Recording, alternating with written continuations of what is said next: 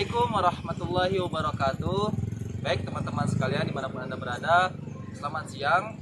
Pada kali ini saya Umar Maliki dari Prodi KPI Komunikasi dan Penyiaran Islam akan melakukan sebuah wawancara mengenai sebuah kasus tentang seorang suami yang membunuh seseorang karena seseorang tersebut telah memperkosa istrinya. Bagaimana berita selanjutnya atau informasinya? Mari ikuti saya. Baiklah teman-teman sekalian, kembali lagi bersama saya Umar Maliki. Baiklah, pada kesempatan kali ini saya sedang bersama dengan salah seorang mahasiswa dari kampus Taibumi Islam pada Kota Lubuk Linggau. Dan kali ini saya akan bertanya kepadanya mengenai pendapatnya tentang sebuah berita kasus pembunuhan yang baru saja terjadi beberapa bulan belakangan ini. Baik, langsung saja kita tanyakan bagaimana pendapatnya tentang kasus tersebut. Permisi Kak. Oke. Sama dengan siapa namanya Kak? Ya, bersama dengan saya Mas Bray. Brayadi. Oke. Isi Kak, saya mau minta waktu sebentar untuk menanyakan bagaimana pendapat Kakak tentang sebuah berita tentang kasus pembunuhan dan pemerkosaan. Oke. Jadi di sini menurut saya kasus yang baru-baru terjadi dalam beberapa bulan terakhir ini mengenai kasus itu ya agak lumayan serem lah ya. Kenapa? Karena itu gimana ya, kalau kita lihat dari sudut pandang kasusnya itu dia itu ternyata tuh masih ada ikatan darah kayak gitu loh. Kok bisa sih sampai setega itu? Dan ketika sudah terjadi, si pelaku melakukannya dengan yang jadi korban, dan mereka tuh sama-sama tahu dan memberitahu kepada suaminya kayak gitu kan. Ya kalau menurut saya ya ada gimana sih rasanya tuh kalau kita tuh menjadi ini korbannya double. Selain korban dari pihak istrinya, suaminya pun menjadi korban. Tapi sekaligus di sini dia jadi tersangka juga kayak gitu. Kalau boleh tahu dari mana Kak boleh dapat berita semacam itu, dari media koran kah atau media internet atau gimana? Kalau saya mendapatkan informasi itu yang jelas yang pertama sekali dari YouTube ya, karena saya tidak memiliki televisi, yang saya punya cuma handphone, jadi saya mendapatkan informasi itu dari YouTube dan langsung ke up beritanya tuh ke publis gitu loh.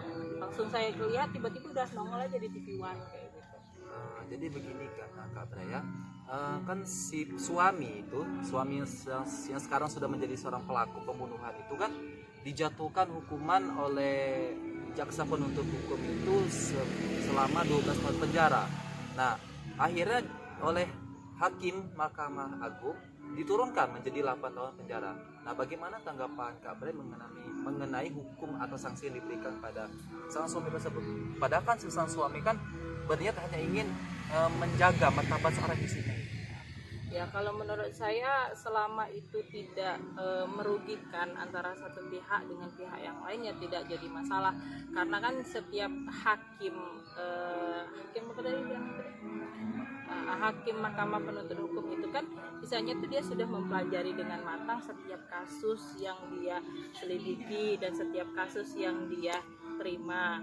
Jadi kalau menurut saya selama tidak merugikan satu dengan yang lain, pasti kan ada pertimbangan-pertimbangan pasti kenapa kasus itu bisa dijatuhkan dengan hukuman maksimal sekian tahun itu kan.